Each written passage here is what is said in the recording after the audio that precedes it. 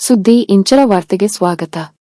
ಗೋಪಗೊಂಡನಹಳ್ಳಿ ಗ್ರಾಮದ ಸಮಗ್ರ ಅಭಿವೃದ್ಧಿಯ ಕನಸಿನೊಂದಿಗೆ ನಿರ್ಮಾಣಗೊಂಡಿರುವ ಗ್ರಾಮ ಪಂಚಾಯಿತಿಯ ನೂತನ ಕಟ್ಟಡದ ಉದ್ಘಾಟನಾ ಸಮಾರಂಭವು ಇಂದು ಅತ್ಯಂತ ಸಡಗರದಿಂದ ನೆರವೇರಿತು. ಕಾರ್ಯಕ್ರಮದ ಮುಖ್ಯ ಅತಿಥಿಗಳಾಗಿ ಆಗಮಿಸಿದ್ದ ಮಾನ್ಯ ಗ್ರಾಮೀಣಾಭಿವೃದ್ಧಿ ಮತ್ತು ಪಂಚಾಯತ್ ರಾಜ್ ಸಚಿವರಾದ ಶ್ರೀ ಪ್ರಿಯಾಂಕ್ ಖರ್ಗೆ ಅವರನ್ನು ಗ್ರಾಮಸ್ಥರು ಹಬ್ಬದ ವಾತಾವರಣದಲ್ಲಿ ಬರಮಾಡಿಕೊಂಡರು.